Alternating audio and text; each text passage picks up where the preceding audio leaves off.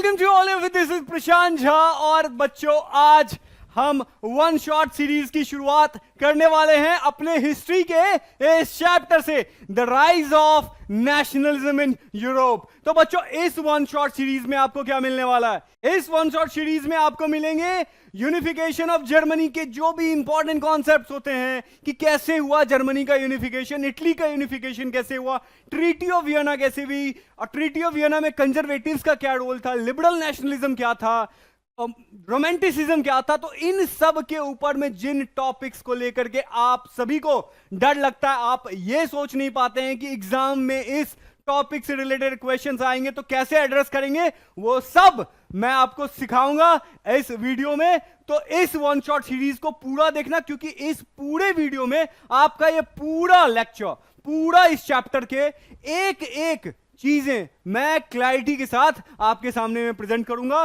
Notes के जरिए। तो पूरा वीडियो देखो, पूरा क्लैरिटी मिलेगा। फिर भैया बोर्ड्स के एग्जाम हो चाहे मिड टर्म के एग्जाम हो, सभी को फोड़ दोगे भाई, सभी को फोड़ दोगे, क्योंकि कॉन्सेप्चुअल अंडरस्टैंडिंग सबसे इंपॉर्टेंट चीज होती है। आप एमसीक्यू से कर तो लेंगे क्योंकि एमसीक्यू भी सीरीज आ रही है, लेकिन जो अगर 2-3 मार्क्स के क्वेश्चन आएंगे चाहे 5 मार्क्स के क्वेश्चन आएंगे, तो उसमें कैसे लिखना है, उसमें उसके लिए तो कॉन्सेप्ट की अंडरस्टैंडिंग होनी बहुत जरूरी है। और कॉन्सेप्ट की अंडरस्टैंडिंग होगी कैसे? तो हमारे साथ rise of nationalism in Europe पढ़ेंगे उसके साथ। तो चलो बच्चों, जल्दी से शुरू करते हैं इस चैप्टर को। सबसे पहले इस पिक्चर को हम देखते हैं। इस पिक्चर को समझने के लिए हमें ये देखते हैं कि ये लेडी ऑफ लिबर्टी है, इनके हाथ में, एक हाथ में लाइट ऑफ एनलाइटनमेंट है, एक हाथ में मेंस चार्टर राइट्स है। और यहाँ तक जो भी लोग पहुँच रहे हैं, अलग अलग एथनिसिटी के लोग, चाहे वो फ्रांस के हों, चाहे वो जर्मनी के हों, चाहे वो इटली के लोग हों, कंटिन्यूसली आगे बढ़ रहे हैं। और जैसे जैसे वो लोग लिबर्टी को अटेन कर रहे हैं, वैसे वैसे इस लेडी ऑफ लिबर्टी के सामने में अपनी जो है वो रिस्पेक्ट दे रहे हैं। और साथ में ऊपर में देख रहे होंगे गॉड एंड एंजल्स, जो कि नीचे में जो नीचे वो देख रहे हैं वर्ल्ड को, उस वर्ल्ड में देख रहे हैं कि कैसे लिबर्टी आ रही है और कैसे एक जो वर्ल्ड है वो एक बेटर वर्ल्ड बन रहा है। और साथ में आप नीचे में देख रहे होंगे कुछ टूटे फूटे मलबा। किस चीज़ का ये मलबा है? तो ये क्राउन है, ये ग्लव्स हैं, ये सब दिखाता है मोनार्की के, एब्सोल्यूटिस्ट के टूटने का, ब्रेक डाउन का, कि कैसे मोनार्की टूटी उस सोसाइटी में और डेमोक्रेसी आई। यही इस पिक्चर से दिखाया गया है। और टॉर्च ऑफ एनलाइटनमेंट से दिखाया गया कि कैसे लोग एनलाइटन हुए हैं। मेंस चार्टर राइट्स मतलब कि वो लेडी ऑफ लिबर्टी जो है वो मेंस के जो भी राइट्स हैं उनको एक हाथ में होल्ड किए हुए और एक हाथ में टॉर्च ऑफ एनलाइटनमेंट है। मतलब ये दिखाता है कि लेडी जो है वो एनलाइटन भी कर रही हैं और राइट्स भी प्रोवाइड कर रही हैं। तो जो देश, अलग अलग एथनिसिटी के लोग वो चीज़ अचीव कर रहे हैं, वो वहाँ तक पहुँच रहे हैं। जैसे कि फ्रांस सबसे पहले पहुँच चुकी है, मतलब फ्रांस में लिबर्टी वाली सिस्टम आ चुकी है। और ये सही भी है, क्योंकि फ्रेंच रिवॉल्यूशन में ही सबसे पहले लिबर्टी फ्रैटर्निटी का कॉन्सेप्ट आया था और फ्रांस ने ही पूरे यूरोप में सबसे पहले इस चीज़ को एक्सेप्ट किया था। अब देखिए, ये जो पेंटिंग था, ये पेंटिंग किन्होंने बनाई थी? तो एक फ्रेडरिक सोरियो थे, उन्होंने बनाया था। और इस पेंटिंग से उन्होंने इसी चीज़ को दर्शाने की कोशिश की थी। नेक्स्ट स्लाइड क्या है? नेक्स्ट स्लाइड में हम फ्रेंच रिवॉल्यूशन और आइडिया ऑफ नेशन देखेंगे कि ये जो फ्रेंच रिवॉल्यूशन हुआ, ये क्यों हुआ। ये मोनार्की को ख़त्म करके डेमोक्रेसी को लाया गया था। उस टाइम पे यूरोप, चाहे फ्रांस, वो अलग अलग टुकड़ों में, अलग अलग किंगडम्स में बटे हुए थे। बट बाद में जाकर के रिवॉल्यूशंस के थ्रू वहाँ पे कैसे कैसे डेमोक्रेसी आई और नेशन स्टेट बना। तो नेशन स्टेट को समझने के लिए सबसे पहले हमने यहाँ पे country, state, nation, nation state और स्टेट नेशन को डिफाइन किया। कंट्री क्या होता है बच्चों? कंट्री होता है एक टेरिटरी जो एक ज्योग्राफिकल बाउंड्री से घिरा होता है। स्टेट, जब उस ज्योग्राफिकल बाउंड्री वाले जो टेरिटरी है उसमें कुछ लॉज, कुछ रूल्स के हिसाब से वो कंट्री गवर्न होने लगती है, तो उसको हम स्टेट बोलते हैं। नेशन क्या होता है कि जब एक ग्रुप ऑफ पीपल जो कि सेम एथनिसिटी या नेशनैलिटी से बिलोंग करते हैं, जब वो लोग एक देश बनाते हैं तो उसको नेशन बोलते हैं। नेशन स्टेट क्या होता है कि जब एक ही नेशनैलिटी के, एक ही एथनिसिटी के लोग जब एक नेशन का फॉर्म करते हैं तो उसको नेशन स्टेट बोलते हैं। जिसका एग्जांपल फ्रांस है, कनाडा है और जर्मनी है, ये सब हैं, और यूएसए भी है। और स्टेट नेशन क्या होता है? तो स्टेट नेशन का कॉन्सेप्ट ये है कि अब हो सकता है कि वो कंट्री में अलग अलग एथनिसिटी के लोग रह रहे हों, तो जब अलग अलग एथनिसिटी के लोग, यहाँ पे सिर्फ एक एथनिसिटी के लोग थे, एक नेशनैलिटी के लोग थे, यहाँ पे अलग अलग एथनिसिटी के अलग अलग कल्चर को फॉलो करने वाले भी लोग जब साथ आते हैं एंड बोलते हैं कि हमें एक देश बनाना है, क्यों? क्योंकि हम सब यूनाइटेड हैं, तब उस चीज़ को हम लोग स्टेट नेशन बोलते हैं। और हमारा प्यारा देश, हमारा प्यारा भारत जो है वो इसी स्टेट और नेशन का एग्जाम्पल है। तो चलिए, ये दोनों सिमिलर ही है, नेशन स्टेट और स्टेट नेशन, बस आपको एक ओवरव्यू देना था, डिफरेंस को समझाना था, इसीलिए मैंने ये डिस्कस किया है। उसके बाद क्या, व्हाट इज नेशनलिज्म? तो नेशनलिज्म क्या है?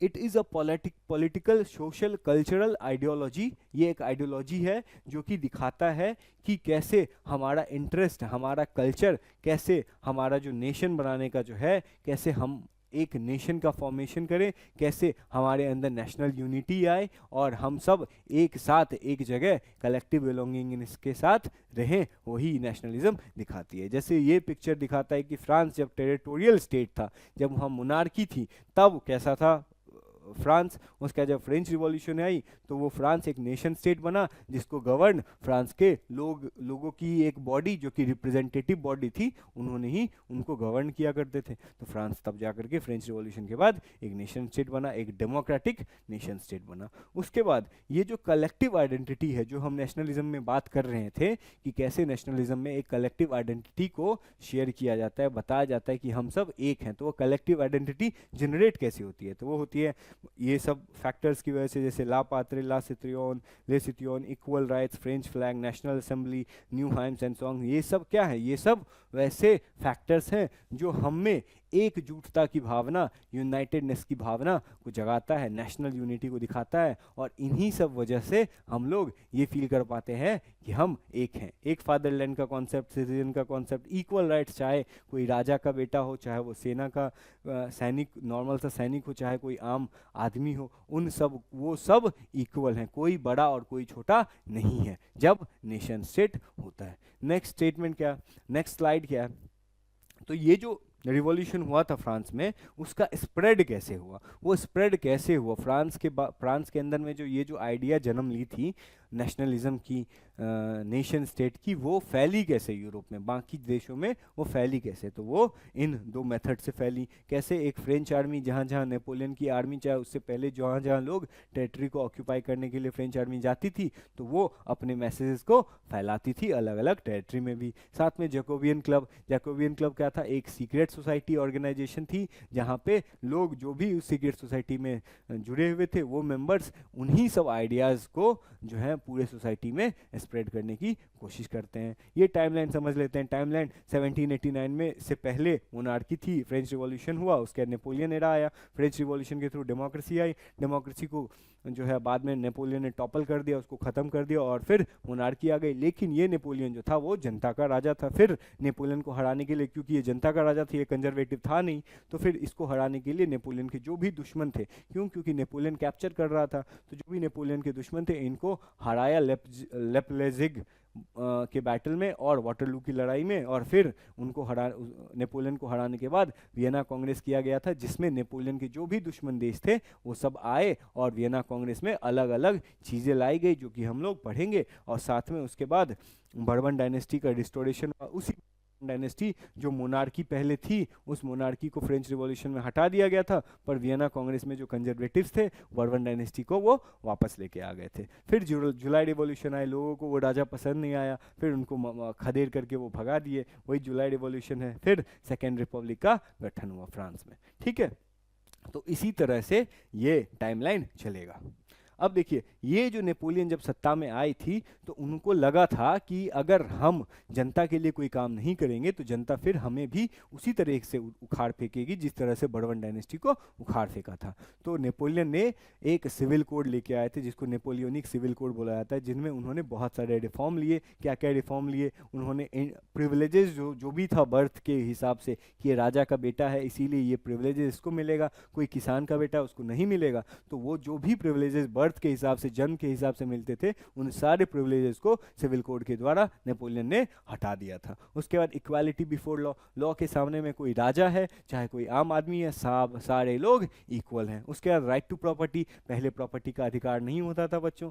उसके बाद जब सिविल कोड आया तो आप प्रॉपर्टी का अधिकार होने लगा। इससे फ़ायदा क्या हुआ कि जब प्रॉपर्टी होल्ड करने का अधिकार आ गया तो उसे आप बेच भी सकते हैं, कमोडिफिकेशन होने लगा। ठीक है, उसके बाद एबॉलिश्ड फ्यूडल सिस्टम, जो फ्यूडल सिस्टम था क्या था ये भी समझेंगे। तो फ्यूडल सिस्टम को ख़त्म किया गया। उसके बाद जो पीजेंट जो सर्फडम और मैनोरियल ड्यूज में घिरे हुए थे उनको भी ये ख़त्म किया। फ्यूडल सिस्टम मतलब एक हायरार्किकल स्ट्रक्चर होता था, जैसे कि किंग जो है वो कुछ लैंड्स को बांट देते थे अपने लॉर्ड्स और नोबल्स में। लॉर्ड और नोबल्स जो हैं वो उसी लैंड को फिर वेजल्स में बांटते थे, वेजल्स जो है नाइट्स में बांटते थे, नाइट जो है पीजेंट्स में, और पीजेंट्स जो है वो सर्फ्स में। तो ये जैसे जमींदारी प्रथा होती थी वैसे ही यहाँ भी फ्यूडल सिस्टम में ही लैंड का बंटवारा इसी तरह से किया जाता था। सर्फ क्या होते थे, ये एक तरह से पीजेंट ही होते थे जो कि कानूनी तौर से उसी लैंड से, उसी लॉर्ड से जो है वो कनेक्टेड होते थे, और वो बिना उनसे पूछे हुए वो शादी नहीं कर सकते थे, बिना उनसे पूछे हुए कहीं जा नहीं सकते थे, और कुछ भी नहीं कर सकते थे। मैनोरियल ड्यू क्या होता था, ये एक तरह का पेमेंट वाला सिस्टम होता था। जो लोगों के पास पैसे से टैक्स नहीं दे पाते, टैक्स जैसे हम लोग दे पाते हैं ना गवर्नमेंट को, उस तरह से जो लोग टैक्स नहीं दे पाते थे और जो लोग कारीगर होते थे चाहे लेबरर होते थे, वो लोग कैसे टैक्स दे, तो वो लोग मेहनत करके, वो लोग लेबर के फॉर्म में, चाहे मनी चाहे कोई अपना अनाज उपजाते थे उसके फॉर्म में वो गवर्नमेंट को एक शेयर देते थे। उसी को मैनोरियल ड्यू था, जिसको सिविल कोड में ख़त्म कर दिया गया। उसका जो गिल्ड रिस्ट्रिक्शन था, जो कि आप गिल्ड बना नहीं सकते थे, व्यापारियों का समूह नहीं बना सकते थे, उनको भी हटाया गया। उसका जो ट्रांसपोर्ट एंड कम्युनिकेशन सिस्टम था उसको भी नेपोलियन ने इम्प्रूव किया। और जो यूनिफॉर्म लॉज था, मतलब चाहे वो कोई भी हो, चाहे वो कारपेंटर हो, चाहे वो गोल्ड स्मिथ हो, चाहे वो कोई भी हो, उन सब के लिए रूल्स जो होंगे वो सेम ही होंगे। उसके बाद जो वेट्स और मेजरमेंट का सिस्टम था उसको भी स्टैंडर्डाइज किया। और नेशनल करेंसी पूरे देश में, पूरे फ्रांस में पहले अलग अलग टेरिटरी में अलग अलग नेशनल करेंसी होती थी, लेकिन फिर बाद में ये पूरे फ्रांस में एक ही नेशनल करेंसी कर दी गई थी। उसके बाद ये जो फ्रेंच रूल आया था उससे जो रिएक्शन लोगों को मिला, वो रिएक्शन क्या था, तो पॉजिटिव रिएक्शन था। जैसे कि नेपोलियन ने अपने लोगों को लिबर्टी वाला कॉन्सेप्ट दिया और अच्छे अच्छे सिविल कोड्स में रिफॉर्म्स लेके आए, तो इनसे जो भी फ्रांस के लोग थे बहुत खुश थे। और फ्रांस के आजू बाजू के जो भी लोग होते थे उनको जब ये चीज़ पता चला तो वो भी सोचते थे कि नेपोलियन हमारे देश को भी ऑक्यूपाई करे और हमारे देश में भी ऐसे ही एडमिनिस्ट्रेशन करे। क्यों क्यों क्यों क्यों? क्योंकि उनके देश में जो भी मोनार्की होती थी वो उनके लिए नहीं सोचती थी और नेपोलियन सोचता था। फिर इसी तरह से जब नेपोलियन वॉर लड़ता गया तो यही पॉजिटिव जो है रिएक्शन वो नेगेटिव बन गया। कैसे? जब वॉर होती है तो वॉर में पैसे भी लगते हैं, वेपन्स में लगते हैं, उनके खाने पीने में लगते हैं, ड्रेसेस में लगते हैं, तो वो सब कैसे आएगा? तो वो सब आएगा टैक्स की वजह से। तो टैक्स को बढ़ाया गया। फिर जब लोगों ने विरोध किया कि हमें बहुत टैक्स देना पड़ता है तो उनको सेंसरशिप किया गया ताकि ये चीज़ फैले ना, और जब ये फैलेगा नहीं तो उसकी बुराई लोग सहेंगे नहीं, तो इसी तरह से सेंसरशिप लेके आया गया। उसके बाद जब आर्मीज जो जाते थे, जो वीर गति को प्राप्त हो जाते थे, तो उनको रिप्लेस करने वाला कोई तो चाहिए होगा, तो लोग पार्टिसिपेट नहीं करते थे, लोग आर्मी में जाना नहीं पसंद करते थे कि दूर दराज देश में जा कर के हम मरे कटे, इससे बढ़िया अपने ही देश में रहे। तो इस वजह से फोर्स्ड रिक्रूटमेंट किया गया कि लोगों को जबरदस्ती आर्मी में शामिल किया जा रहा था, जिसकी वजह से ये चीज़ बाद में पॉजिटिव रिएक्शन जो है वो नेगेटिव बन गया। उसके बाद the making of nationalism in जो यूरोप है, ये किस तरह से है कि जब यूरोप में, फ्रांस में तो हो गया जो होना था, जो यूरोप में नेशनलिज्म था वो कैसे बना। तो ये देख रहे हो कि जब यूरोप था वो पहले अलग अलग एथनिसिटी के हिसाब से, अलग अलग नेशनैलिटी के हिसाब से बटा हुआ था, बट जब नेशनलिज्म आया तो कैसे यूरोप अलग अलग यूनिट्स में बट गया, वो ये दिखाता है। नेशनलिज्म होने से पहले यूरोप जो था वो बहुत सारे पीसेस में बटा हुआ था, अलग अलग किंगडम के टुकड़ों में बटा हुआ था, एथनिसिटी में बटा हुआ था, लैंग्वेज में, कल्चर में अलग अलग बटा हुआ था। जैसे कि जर्मनी और इटली जो थे वो अलग अलग ड्यूशीज और कैंटोन्स टेरिटरी में बटे हुए थे। तो ये जो नेशनलिज्म आया, इसके पीछे का रीज़न क्या है ये हम देखते हैं। तो ये बहुत सारे रीजन्स थे, जिसमें से 4 जो बहुत इंपॉर्टेंट थे उनको हम देखेंगे। तो 4 इंपॉर्टेंट कैसे थे बच्चों? तो पहले एरिस्टोक्रेसी और न्यू मिडिल क्लास का राइज होना क्या था ये भी हम डिस्कस करेंगे। लिबरल नेशनलिज्म जो बहुत आगे बढ़ा, जब लिबरलिज्म को जब लिबरलिज्म को समझने वाले लोग आए सोसाइटी में, तो जब उन्होंने सोसाइटी में उस आइडिया को फैलाया तो लोगों के अंदर ये विचार आया। फिर जब न्यू कंजर्वेटिव्स का वापस आते हैं, जब न्यू कंजर्वेटिव्स आते हैं नेपोलियन को हराने के बाद वियना कांग्रेस से, तो उनकी वजह से जो ये जो नेशनलिज्म का फीलिंग है वो कैसे बढ़ा। उसके बाद जब अलग अलग रिवॉल्यूशनरीज का राइज हुआ तो उन्होंने कैसे योगदान दिया ये भी हम देखेंगे। तो सबसे पहला टॉपिक देखते हैं the aristocracy and the new middle class. कैसे देखेंगे बच्चों इसको? तो सबसे पहले देखिए कि यूरोप जो था, यूरोप का जो समाज था वो दो हिस्सों में बटा हुआ था। पहला एलीट क्लास, दूसरा non elite class. Elite class मतलब जो धनवान लोग होते थे, जो रिच लोग होते थे, वो उनमें एरिस्टोक्रेट्स आते थे जो कि कुलीन परिवार में से आते थे, राजघराने में से आते थे। वो अलग तरह के कल्चर को, अलग तरह की उनकी लाइफस्टाइल थी और उनकी शादी, उनकी रिलेशन एस्टेब्लिशमेंट आम लोगों के साथ नहीं होती थी, वो अलग अलग राजाओं के फैमिली के साथ होती थी। दूसरी नॉन एलीट क्लास में कौन कौन से लोग थे? सर्फ्स थे, पीजेंट्री थी, जिनके बारे में मैंने बताया। सर्फ्स मतलब बताया ही, पीजेंट्री मतलब जो किसान होते थे। और इन्हीं सब लोगों में से कुछ लोग, जब इंडस्ट्रियलाइजेशन हुआ तो ये लोग फैक्ट्री में काम करने लगे, ट्रेडर्स बन गए, कुछ बिजनेसमैन बन गए, कुछ डॉक्टर बन गए, कुछ अलग अलग प्रोफेशन चूज करने लगे। तो उनमें से जो हुआ वो मिडिल क्लास का राइज हुआ। इसी मिडिल क्लास जो है लोग, जब ये लोग कमाना शुरू किए तो इन्होंने अपने पैसे कहाँ खर्च किए? एजुकेशन में। और एजुकेशन से ही इन्हें जानने को मिला कि ये लिबरलिज्म क्या होता है, ये फ्रीडम क्या होता है, ये नेशनलिज्म क्या होता है। और जब इनको ये जानने को मिला तो ये भी तो इसी नॉन एलीट क्लास के ग्रुप के थे, तो इन्होंने पूरे समाज को बताया कि अगर ये चीज़ हमारी सोसाइटी में आ जाएगी तो हमारी सोसाइटी कितनी बेटर हो जाएगी। नेक्स्ट क्या है कि लिबरल नेशनलिज्म जब आया तो ये लिबरलिज्म का मीनिंग क्या होता है? तो लिबरलिज्म का मीनिंग बच्चों, लिबर, ये लिबरलिज्म का रूट वर्ड लिबर है, जिसका लैटिन मीनिंग जो है, लिबर लैटिन वर्ड है जिसका मीनिंग जो है फ्री है। फ्रीडम किस चीज़ से? फ्रीडम हर उस चीज़ से। अब जिसमें देखते हैं पैरामीटर्स में, पॉलिटिकली लिबरलिज्म का क्या मीनिंग होता है, इकोनॉमिकली क्या मीनिंग होता है। तो पॉलिटिकली क्या मीनिंग होता है कि जब गवर्नमेंट कंसेंट से चले उसी को लिबरल नेशनलिज्म बोलते हैं। कंसेंट से मतलब कि पहले मोनार्की होती थी, मोनार्की जनता की बात नहीं सुनती थी, लेकिन जब गवर्नमेंट बाय कंसेंट होगा तो जो भी वहाँ पे रिप्रेजेंटेटिव होंगे उनको तो जनता ही चुन के भेजेंगी, तो वो जो फैसला करेंगे वो तो जनता के ही अकॉर्डिंग फैसला करेंगे। जनता को जो नीड्स होगी, उनकी जो रिक्वायरमेंट्स होगी, उन्हीं के हिसाब से पॉलिसी बनाई जाएगी। तो ये था government by consent.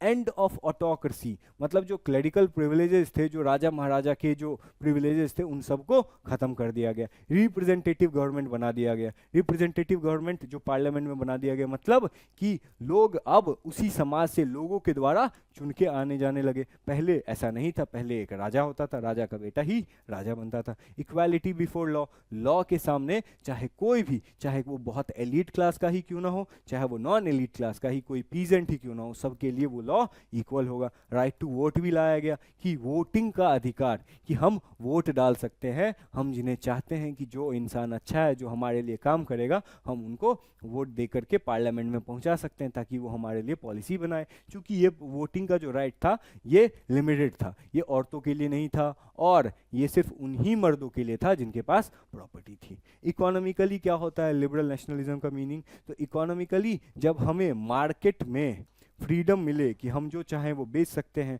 State impose जो भी रिस्ट्रिक्शंस थे वो ख़त्म कर दिए गए। उसके बाद जो वेट एंड मेजरमेंट वाला सिस्टम था कि कहीं एक एलए बराबर, जो एक एलए है वो एक मेजरमेंट है, जैसे हम लोग मीटर करते हैं ना कि 1 मीटर बराबर कुछ सेंटीमीटर होता है, तो मान लो उसी तरह से अगर बिहार में 1 केजी बराबर 5 मैंगो होंगे, ठीक है, यूपी में 1 केजी बराबर 7 मैंगो, उसके बाद राजस्थान में 1 केजी बराबर 8 मैंगो, तो ये सोचो कि कितना ज़्यादा डिफिकल्ट होगा। एक मैंगो का जो व्यापारी होगा वो जब बिहार से यूपी, यूपी से राजस्थान जाएगा, उसको कितना मुश्किल का सामना करना पड़ेगा। वहीं अगर हम ये कांस्टेंट कर दें, ये स्टैंडर्डाइज्ड कर दें कि जो 1 केजी बराबर 5 आम ही होगा, चाहे आप बिहार में बेचिए, चाहे आप यूपी में बेचिए, चाहे आप राजस्थान में बेचिए। सेम चीज़ यूरोप में भी, फ्रांस में भी किया गया कि एक एलए बराबर जो यूनिट होता था मेजरमेंट का वो 55 सेंटीमीटर, जैसे पहले मेंज में था, न्यूरमबर्ग में 65 सेंटीमीटर था, तो जो व्यापारी था उसको बहुत डिफिकल्ट होता था। तो उन्होंने इन सब ऑब्स्टेकल को हटाने के लिए पूरा यूनिट और मेजरमेंट वाला सिस्टम जो है वो यूनिफॉर्म कर दिया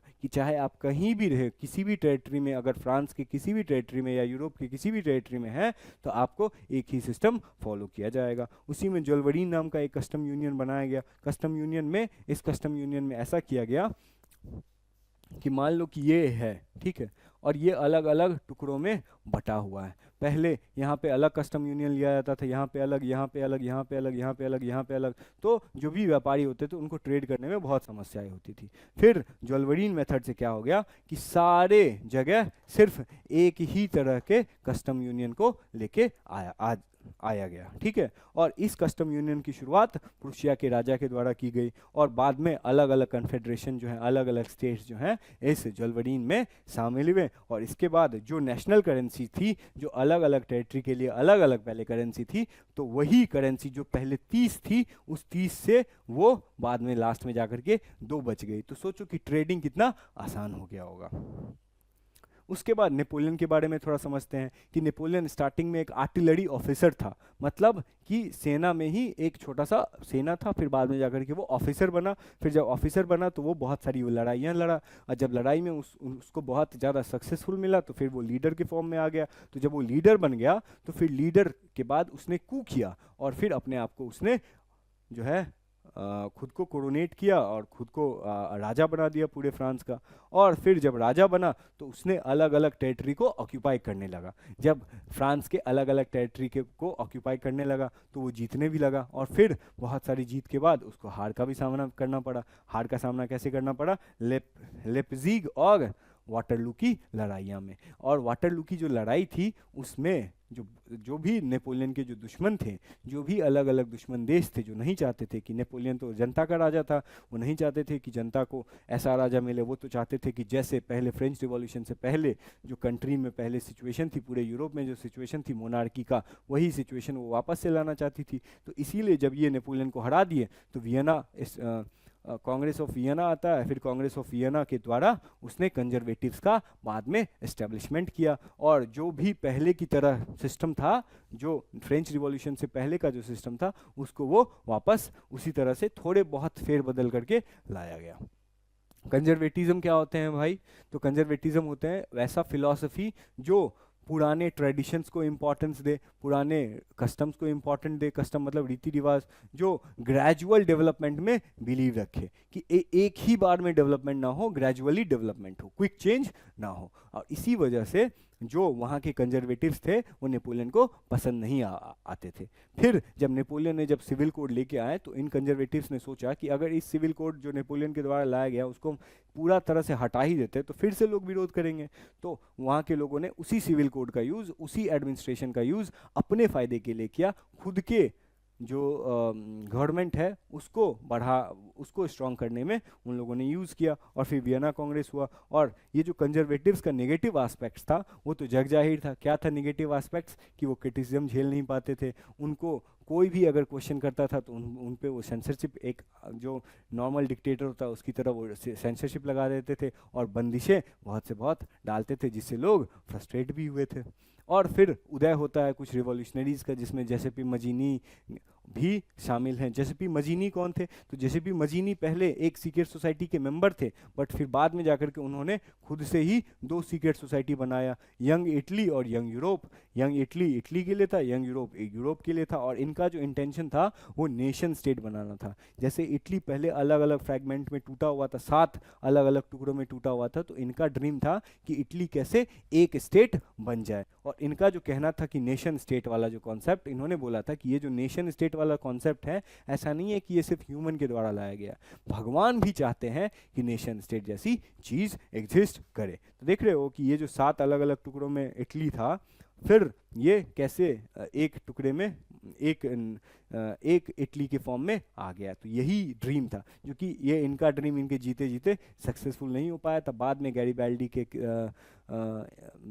के कंट्रीब्यूशन से, कैवॉर के कंट्रीब्यूशन से ये सक्सेसफुल हुआ। फिर हम लोग देखते हैं age of revolution. Age of revolution में हम लोग सबसे पहले एक कोट से शुरुआत करेंगे, मैटरनिश के कोट से। कि मैटरनिश कहा करते थे कि जब फ्रांस खांसता है, फ्रांस छींकता है, तो उससे पूरे यूरोप को सर्दी लग जाती थी। तो मेटरनिस ऐसा क्यों बोला था? क्योंकि जब फ्रेंच रिवॉल्यूशन हुआ था तो इसका इम्पैक्ट भी पूरे यूरोप पे पड़ा था। जब फ्रांस के लोगों ने रिवोल्ट किया था अपने राजा के खिलाफ, तो बाकी के लोगों ने भी सोचा कि यार यूरोप जो है, फ्रांस जो है इतना बेटर कर रहा है, तो हम लोग भी रिवोल्ट करते हैं। उसके बाद जब नेपोलियन आया तो नेपोलियन की वजह से ही पूरे यूरोप इम्पैक्ट हुआ। इतना इम्पैक्ट हुआ कि लोग नेपोलियन को एक साथ हराना चाहते थे, और बाद में हराया भी। और फिर जुलाई रिवॉल्यूशन आता है कि जब बर्बन डायनेस्टी को रिस्टोर करते हैं कंजर्वेटिव्स, तो उसके बाद क्या होता है 1830 में कि बर्बन डायनेस्टी को रिस्टोर तो कर लेते हैं, लेकिन जनता को पसंद नहीं आती, तो बर्बन डायनेस्टी को फिर से जनता उखाड़ के फेंक देती है, और फिर बनाती किसको है? तो लुई फिलिप को। ठीक है, लुई फिलिप भी वैसे ज़्यादा दिन रहने वाले हैं नहीं, इनको भी हटाया जाता है। कैसे, आगे देखेंगे। उसके बाद Greek of war of independence देखते हैं। ग्रीक वॉर ऑफ ग्रीक जो है वो इतनी हिस्टोरिकल सिविलाइजेशन थी, उसको क्रैडल ऑफ सिविलाइजेशन बोलते थे। क्यों? क्योंकि सिविलाइजेशन की शुरुआत ऐसा माना जाता था कि ग्रीक से ही हुई थी, और ग्रीक जो था वो इमोशंस में बिलीव रखता था, पोएट्री में बिलीव रखता था, रोमांटिसाइजेशन में बिलीव रखता था, जिसके बारे में हम लोग आगे देखेंगे। फिर यूरोप को ग्रीक की को जो इंडिपेंडेंस है वो किस ट्रीटी के तहत मिली? तो ट्रीटी ऑफ कॉन्स्टेंटिनोपल 1832 में, जब ग्रीस जो है पहले ऑटोमन एम्पायर का पार्ट हुआ करता था, देख ही रहे हैं, और उसके बाद जो है वो ग्रीस ट्रीटी ऑफ कॉन्स्टेंटिनोपल के तहत आज़ाद हो गया और एक देश बन गया। उसके बाद रोमांटिसिज्म के बारे में भी बात करते हैं। ओके, तो बच्चों फिर रोमांटिसिज्म को देखते हैं। कैसे देखते हैं? तो रोमांटिसिज्म एक कॉन्सेप्ट था, एक विश्वास था। क्या था? इमोशंस था कि ये लोग मार काट में विश्वास नहीं रखते थे। रिवॉल्यूशन क्या एकदम खून खराबा होता था, ये लोग बोलते थे यार थांबो यार, हमेशा खून खराबे से ही थोड़ी होती है। तो ये लोग इमोशंस को के ऊपर ज़्यादा जोर देते थे, ये आर्ट पे ज़्यादा जोर देते थे, ये कल्चर पे ज़्यादा जोर देते थे, ये पोएट्री पे ज़्यादा जोर देते थे, ये फोक स्टोरी जो होती थी, जो लोकल कहानियाँ होती थी, जो लोकल संगीत होती थी, उनके ऊपर ज़्यादा जोर देते थे। और इससे ये सोचते थे कि ये जो मैसेज है नेशनलिज्म का, वो हम इसी के थ्रू फैलाएंगे और लोगों में। और यही एक बेहतर तरीका भी था जिसके थ्रू अब जो पढ़े लिखे लोग नहीं है उनको कैसे पता चलेगा नेशनलिज्म के थ्रू? आप बड़े बड़े कॉन्सेप्ट्स बता देंगे, उनको ज्ञान ही नहीं है तो कैसे समझेंगे? तो उनको अगर म्यूजिक के फॉर्म में, अगर स्टोरीज के फॉर्म में बताया जाए तो वो ज़्यादा अच्छे से समझ पाएंगे। तो जो इलिटरेट पॉपुलेशन थी उस टाइम पे, ज़्यादा जो पढ़े लिखे लोग नहीं थे, उनको इसी के थ्रू समझाया जाने लगा। रोमांटिक आर्टिस्ट जो थे वो क्या करते थे? वो क्रिटिसाइज करते थे जो रीजन और साइंस, जो दो चीज़ थे जिनको हम लोगों ने बहुत अच्छा समझा था, इस दो चीज़ों को वो क्रिटिसाइज करते थे। उसके बाद वो इमोशंस के ऊपर फोकस करते थे, फीलिंग्स के ऊपर फोकस करते थे, और वो सोचते थे कि ये जो शेयर्ड कलेक्टिव हेरिटेज है, जो कॉमन कल्चर है हमारा पास्ट का, वही नेशन की स्थापना में मदद करेगा। कि जो नेशन, जो स्टेट बनेगा वो कैसे बनेगा? तो जब लोग एक दूसरे के कल्चर को समझेंगे, जब उस देश की जो ओरिजिनल कल्चर है जब उसको लोग समझ पाएंगे, जब उस देश की हिस्ट्री को, जब लोग उस हिस्ट्री पे प्राउड फील कर पाएंगे, तभी तो नेशनलिज्म, तभी तो यूनिटी वाली फीलिंग आ पाएगी उन लोगों के बीच में, तभी तो नेशनलिज्म डेवलप होगा। तो उसी के थ्रू ये नेशनलिज्म को स्प्रेड करने की कोशिश करते थे। इसी में कुछ पोएट्स आए जैसे कि जोहान गोटरफ्रीड हर्डर, इन्होंने, ये एक जर्मन फिलोसोफर थे, इनके द्वारा ये कहा गया था कि जर्मनी जो है, ये जो जर्मनी है, जर्मनी का जो कॉमन कल्चर है, ये किसी और के द्वारा नहीं, खुद जर्मनी के लोगों के द्वारा ही डिस्कवर की जा सकती है। जब तक जर्मनी के लोग नहीं चाहेंगे कि हमारा कल्चर जो है हम उन्हें जाने, तब तक लोग नहीं जान सकते थे। इसीलिए उन्होंने एक दास वोक जैसा कॉन्सेप्ट दिया। दास वोक मतलब कॉमन पीपल का। उसी के बाद एक ग्रिम ब्रदर्स करके आते थे, ये दो भाई थे जो कि 7 साल तक अलग अलग जगह भटकते रहे, अलग अलग गांव जाते रहे। क्यों? क्योंकि उस गांव में जो भी लोकल कहानियां होती थी, जो कि लोकल गीत होती थी, लोकगीत, लोक कहानियां जो भी होती थी, उनको इकट्ठा करते थे और उन्होंने एक वॉल्यूम में बनाया और उस वॉल्यूम को पब्लिश किया, ताकि लोग उस कहानियां को जब पढ़े तो वो रिलेट कर पाए खुद से, खुद के कल्चर को समझ पाए और उनके अंदर एक यूनिटी वाली भावना आ पाए। उसके बाद पोलिश स्ट्रगल देखते हैं। पोलैंड में जब रशिया का ऑक्यूपेशन था तो वहाँ के लोगों के पास और कोई चारा नहीं था, वो लड़ नहीं सकते थे रशिया जैसी बड़ी कंट्री से। तो उन्होंने कैसे इसका सहारा लिया, तो अपने वर्नाकुलर लैंग्वेज से। वर्नाकुलर लैंग्वेज मतलब मातृभाषा, मातृभाषा का वो यूज़ करते थे। और जब रशियन को ये चीज़ पता चली तो जो भी वो लोग कैसे यूज़ करते थे, तो जब वहाँ पे सम्मेलन होता था, जब चर्च में लोग जाते थे और गैदरिंग होती थी, तो चर्च के जो पादरी होते थे वो अपनी मातृभाषा पोलिश लैंग्वेज में बोल करके लोगों को संबोधित करते थे, ताकि उनको पता चल सके कि रशियन ऑक्यूपेशन है। और इस वजह से जब रशिया को ये चीज़ पता चली तो रशिया के ऑफिसर्स जो थे उन पादरियों को जेल में डाल देते थे, उन लोगों को जेल में डाल देते थे जो मातृभाषा का यूज़ करते थे। उसके बाद हंगर हार्डशिप पॉपुलर रिवोल्ट आया 1830 के बाद। बहुत ज़्यादा 1830 के टाइम पे बहुत ज़्यादा लड़ाइयाँ लड़ी गई। आपको तो पता ही है कि नेपोलियन के द्वारा लड़ाइयाँ लड़ी गई, वाटरलू की लड़ाई, लेप्जिग की लड़ाई। तो इन सब की वजह से बहुत ज़्यादा इकोनॉमिक हार्डशिप्स आए। जब लड़ाइयाँ लड़ी जाती हैं तो टैक्सेस बढ़ते हैं, टैक्सेस बढ़ते हैं तो सेंसरशिप बढ़ती है, सेंसरशिप बढ़ते हैं तो लोग परेशान होते हैं और फिर लोग रिवोल्ट करते हैं। तो यही सेम चीज़ हुआ। और ये सब होने की वजह और एक दो और रीज़न जो था वो पॉपुलेशन का बढ़ना भी था। जब पॉपुलेशन बढ़ेगी तो लोगों की नीड्स भी बढ़ेगी। उसके बाद जो स्टिफ कंपटीशन था, जो इंग्लैंड में इंडस्ट्रियलाइजेशन बहुत अच्छे से हुआ था, बाकी यूरोप में नहीं हुआ था, लेकिन इंग्लैंड में बहुत अच्छे से इंडस्ट्रियलाइजेशन हो गया था। तो उसी इंडस्ट्रियलाइजेशन को जब हो गया था तो इंग्लैंड से जो भी कपड़े आते थे वो बहुत सॉफ्ट होते थे और बहुत सस्ते होते थे। क्यों? क्योंकि वहाँ पे मशीन के द्वारा बनाया जाता था और बाकी यूरोप में मशीन का यूज़ नहीं किया जाता था। तो यूरोप में जब इंग्लैंड से कपड़ा आता था तो वो बहुत कंपटीशन देता था और मार्केट में जो था वो यूरोप के अपने कपड़े बिक नहीं पाते थे, जिसकी वजह से जो है वो प्राइसेस राइज होते थे और पीजेंट्स भी बहुत स्ट्रगल करते थे। क्यों? क्योंकि फ्यूडल ड्यूज की वजह से, जिसको नेपोलियन ने और अपने जगह पे तो ख़त्म कर दिया था, बट नेपोलियन के जाने के बाद फिर से फ्यूडल ड्यूज बढ़ने लगे।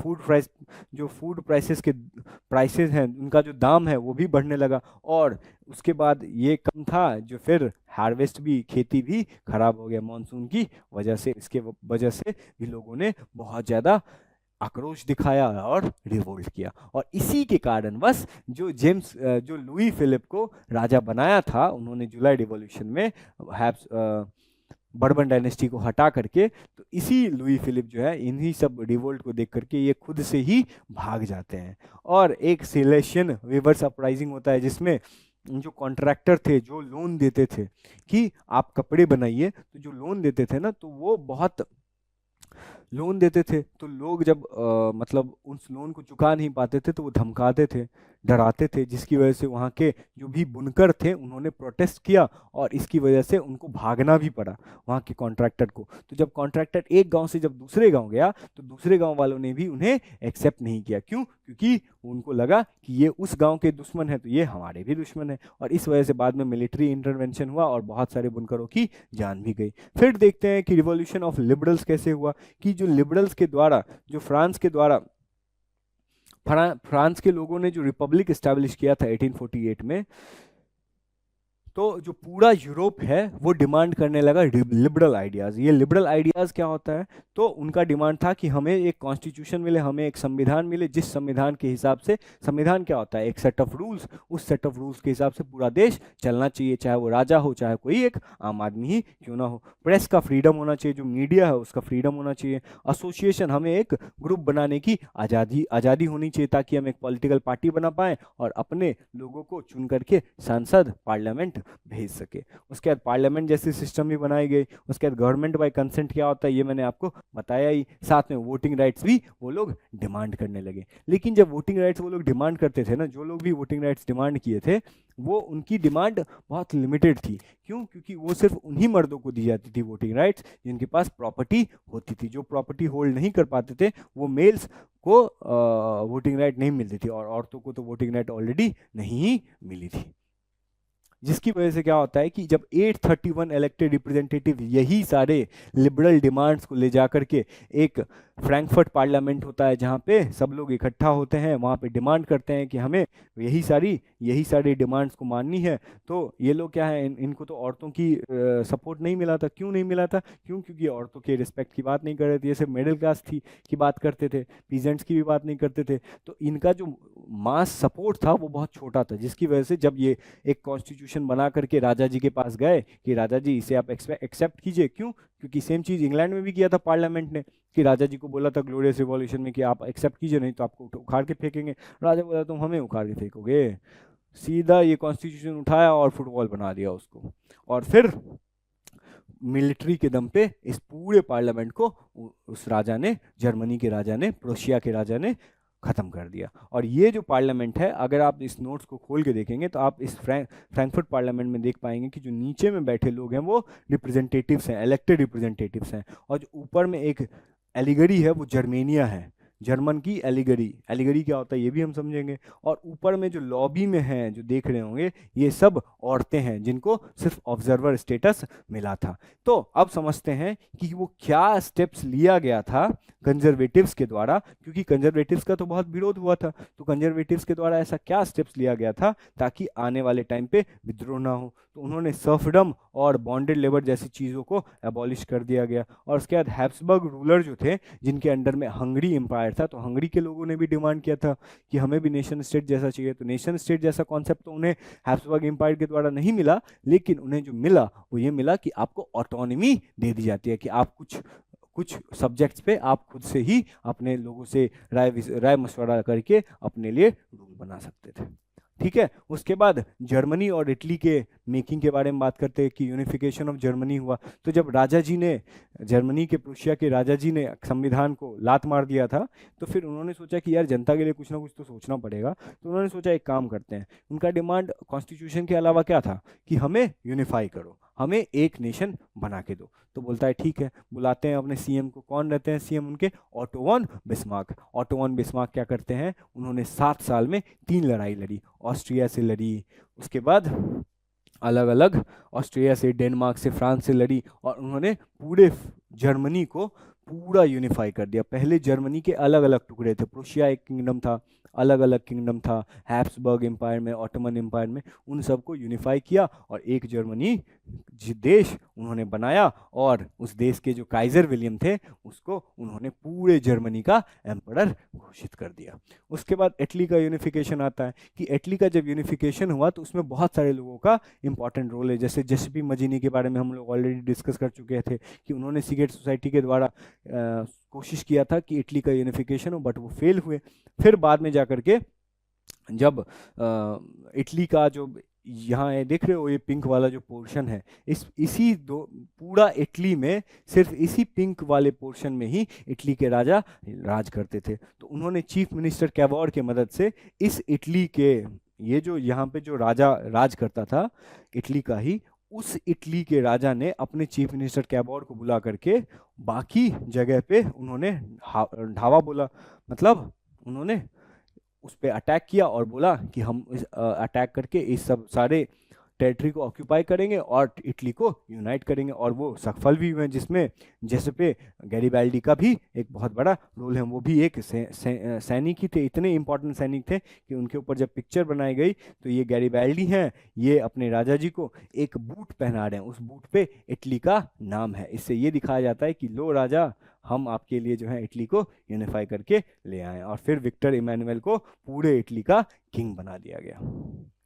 उसके बाद ब्रिटेन के बारे में समझते हैं बच्चों कि ब्रिटेन जो था ना वो एक स्ट्रेंज था। क्यों? क्योंकि वहाँ पे ऐसा कुछ रिवोल्ट नहीं हुआ था। वहाँ पे क्या हुआ था कि अलग अलग एथनिक कॉम्पोजिशन के लोग थे, इंग्लिश थे, वेल्स थे, स्कॉटिश थे, आयरिश थे। देख रहे हो, इंग्लिश थे यहाँ पे, येलो में वेल्स थे, उसके बाद स्कॉटिश थे यहाँ पे, उसके बाद आयरिश थे यहाँ पे। तो इंग्लैंड, जब ये जो रेड वाला पोर्शन है ना बच्चों, तो इस वाले पोर्शन की अभी हम बात करते हैं। तो इस वाले पोर्शन में क्या हुआ कि वहाँ के लोग धीरे धीरे डेवलप किए, और वहाँ की जो पार्लियामेंट थी, वहाँ जो पार्लियामेंट थी, पार्लियामेंट में रिप्रेजेंटेटिव्स तो चुन के ही आते थे। तो जो चुन के आते थे उन्होंने एक दिन क्या किया, राजा जी के पास गए, जो इंग्लैंड के भी राजा होंगे।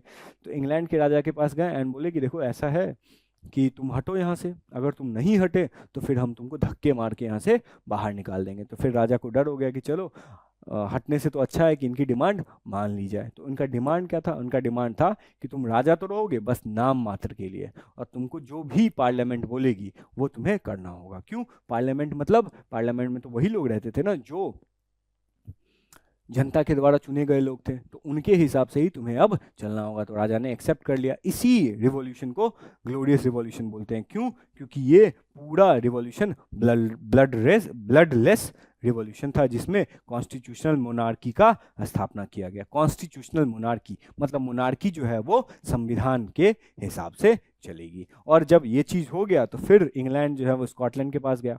स्कॉटलैंड को बोला कि एक काम करते हैं, हम दोनों मिल जाते हैं, फिर एक बड़ा पावरफुल कंट्री बन जाएंगे, फिर जो है वो मज़े करेंगे। तो फिर स्कॉटलैंड बोला ठीक है, ये आइडिया बढ़िया है। तो जब स्कॉटलैंड को इंग्लैंड में शामिल कर दिया गया, किसके मदद से? एक्ट ऑफ यूनियन के मदद से इंग्लैंड और स्कॉटलैंड एक हो गए। तो जब स्कॉटलैंड को शामिल कर लिया गया तो इंग्लैंड वाले इतने, क्या बोलूँ मैं, इतने शातिर दिमाग के थे। उन्होंने बोला कि अब तुम्हारे साथ होगा धोखा। जैसे इंडिया में लोग उन्होंने धोखा किया, वैसे ही अपने ही लोगों के साथ, स्कॉटिश लोगों के साथ भी उन्होंने धोखा दिया। कैसे धोखा दिया? उनको बोला कि अब जो तुम अपनी लैंग्वेज है, गेलिश लैंग्वेज, वो नहीं बोलोगे। अपना जो नेशनल ड्रेस है वो भी तुम अब नहीं पहनोगे। अब तुम हमारी तरह जो हम सूट बूट की मतलब जो ड्रेसिंग है वैसे जैसे करते हैं वैसे ही तुम भी करोगे। जैसे हम इंग्लिश बोलते हैं तुम भी इंग्लिश बोलोगे, गेलिश लैंग्वेज नहीं बोलोगे। तो उसके बाद उनके साथ धोखा हुआ। और फिर उसके बाद उन्होंने बगल के आयरिश लोगों के साथ क्या किया? तो आयरिश में ना दो तरह के लोग थे। क्रिश्चियनिटी ही वहाँ के लोग भी फॉलो करते थे, पर क्रिश्चियनिटी में दो सेक्ट था, प्रोटेस्टेंट और दूसरा कैथोलिक। तो कैथोलिक जो थे वो उनका पॉपुलेशन ज़्यादा था और प्रोटेस्टेंट का कम। तो कैथोलिक और प्रोटेस्टेंट आपस में लड़ते थे। तो इंग्लैंड के जो पार्लियामेंट थी उन्होंने बोला प्रोटेस्टेंट को कि एक काम करो, तुम अगर हमारे साथ मिल जाओगे तो तुम्हारी सरकार हम बना देंगे। प्रोटेस्टेंट बोले ठीक है। तो प्रोटेस्टेंट का हेल्प किया और इस तरह से प्रोटेस्टेंट की मदद से पूरे आयरिश को इंग्लैंड जो है वो कब्जा चुका था। ठीक है, यही था। और उसके बाद में जाकर के ब्रिटिश नेशन बना, और ब्रिटिश नेशन के बाद बनने पे उनको एक नया सिंबल मिला यूनियन जैक का। उसके बाद इंग्लिश लैंग्वेज को प्रमोट किया गया। उसके बाद जो नेशनल एंथम था God save our noble king, उसको जो है पूरा देश का नेशनल लैंग्वेज, नेशनल एंथम बना दिया गया। उसके बाद विजुअलाइजिंग द नेशन होता है। क्या होता है कि जब कोई भी ऑब्जेक्ट को हम ऑब्जेक्ट की तरह देखते हैं तो हम उससे कनेक्ट नहीं कर पाते हैं, लेकिन अगर उस ऑब्जेक्ट को अगर हम ह्यूमनिफिकेशन कर दें, अगर हम उसको ह्यूमन की तरह समझने लगें, तो उससे हम इमोशनली कनेक्ट कर पाएंगे। और ह्यूमन की तरह तो समझने लगेंगे ठीक है, लेकिन अगर उसको हम फीमेल की तरह समझने लगें तो हम ज़्यादा उससे कनेक्ट कर पाएंगे। यही हुआ कि अलग अलग देशों में, जैसे हमारे देश में भारत देश को भारत माता की तरह समझने से लोग भारत देश से ज़्यादा कनेक्ट हो पाए। उसी तरह से जर्मनी में जर्मेनिया नाम से एक एलिगरी बनाया गया। एलिगरी मतलब ह्यूमन के फॉर्म में एक फीमेल के फॉर्म में दिखा दिया गया कि ये तुम्हारी जर्मेनिया है, ऐसी की तुम्हें रक्षा करनी है। फ्रांस में भी मरियाना बनाएगी और ब्रिटेन में ब्रिटेनिया बनाएगी। क्यों? क्योंकि वो एक एलिगरी, ताकि लोग कनेक्ट कर पाएँ अपने देश से। उसके बाद नेशनलिज्म और इम्पीरियलिज्म क्या होता है? नेशनलिज्म होता है कि जब हम अपने देश को बड़ा समझते हैं, और इंपीरियलिज्म क्या होता है कि जब हम अपने ही देश को बड़ा समझते हैं और दूसरे देश को छोटा समझते हैं। और इसी वजह से लोग अपने वर्चस्व को स्थापित करने के लिए आपस में लड़ने लगे। और इस वजह से जो बाल्कन स्टेट्स था उसमें क्या हुआ था कि जो अलग अलग ये जो बाल्कन टेरिटरी था उसमें कुछ टेरिटरी इंग्लैंड के द्वारा कब्जाया हुआ था, कुछ टेरिटरी फ्रांस के द्वारा कब्जाया हुआ था, कुछ टेरिटरी रशिया के द्वारा कब्जाया गया था। तो ये ना बहुत ज़्यादा टूट गई थी। तो इसके लोग ना अलग अलग जो जो कंट्री उनको ऑक्यूपाई किया था उन कंट्री से ये लोग इन्फ्लुएंस हो गए थे, फिर आपस में लड़ने लगे थे, जिसकी वजह से बहुत सारी प्रॉब्लम हुए और फिर वर्ल्ड वॉर जैसी सिचुएशन भी खड़ी हुई। और फिर बाद में जाकर के वर्ल्ड वॉर 1 जो है वो हुई इसी वजह से। और इसी तरह से ये चैप्टर को हम लोगों ने बहुत अच्छे से कंप्लीट कर लिया। और फिर हम लोग अगले सेशन में अगले चैप्टर को इसी नोट्स के फॉर्म में कंप्लीट करेंगे। और फिर अभी आप लोग जब ये नोट्स देखेंगे, जब आप ये वीडियो देखेंगे, फिर इसी नोट्स को आप पलटेंगे और फिर समझेंगे जो सर ने आपको बताया, जो मैंने आपको बताया वो समझेंगे। जो भी प्रॉब्लम्स होगा आप अपने कमेंट्स में लिखेंगे और मुझे बताएंगे कि आपको ये सेशन कैसा लगा। अगर आपको अच्छा लगेगा तो ऐसे ही कंटेंट हम आपको और भी प्रोवाइड करेंगे। बाकी अगर आपको हमसे जुड़ना है, जैसे बहुत लोगों की डिमांड थी, तो आप मुझे इंस्टाग्राम हैंडल पे दी प्रोटैगनिस्ट नाम से इंस्टाग्राम हैंडल है, इस पर आप मुझे फॉलो भी कर सकते हैं और अपनी बातें मुझसे शेयर भी कर सकते हैं। ठीक है, तो थैंक यू बच्चों, thank you for attending this lecture, thank you so much, और we will meet next time. किसी दूसरे टॉपिक को लेकर के, किसी दूसरे चैप्टर को लेकर। Thank you guys, thank you so much. तो सेशन हो गया है कंप्लीट, और अब बात करते हैं आपके लिए जो हमने तैयार किया है कि भैया ऐसे ही क्वेश्चंस जो कॉन्सेप्ट्स की क्लैरिटी मिल तो जाती है, लेकिन क्वेश्चंस की प्रैक्टिस कहां से करें सर? क्योंकि बिना क्वेश्चंस के प्रैक्टिस किए हुए क्या हम बोर्ड में लिख पाएंगे? नहीं लिख पाएंगे। तो और क्वेश्चंस आते किस तरह के हैं? तो एमसीक्यू बेस्ड आते हैं, असर्शन रीजन आते हैं, केस स्टडी वाले क्वेश्चन आते हैं, सोर्स बेस्ड क्वेश्चन आते हैं, फिर 2-3 मार्क्स वाले क्वेश्चन आपको पता ही होगा, 5 मार्क वाले क्वेश्चन पता ही होगा। इसमें क्या दिक्कत हो जाता है जनरली बच्चों को कि देखो एमसीक्यू के लिए तो जितना ज्यादा क्वेश्चन प्रैक्टिस करो उतना बेटर है। फिर 2-3 मार्क्स वाले क्वेश्चन में और 5 मार्क वाले क्वेश्चन में क्या अंतर हो जाता है कि इसमें प्रेजेंटेशन की दिक्कत आती है। बच्चे समझ नहीं पाते हैं कि हमें जो कॉन्सेप्ट पढ़ाया गया है, इन कॉन्सेप्ट का कैसे यूज करें और हम कैसे इसको हम प्रेजेंट करें 2-3 मार्क्स वाले क्वेश्चन में और 5 मार्क्स वाले क्वेश्चन में। तो ये चीजें हैं जो हमें देखनी पड़ेगी। उसके बाद मैप वर्क आता है, तो मैप वर्क तो भैया शानदार करवाया।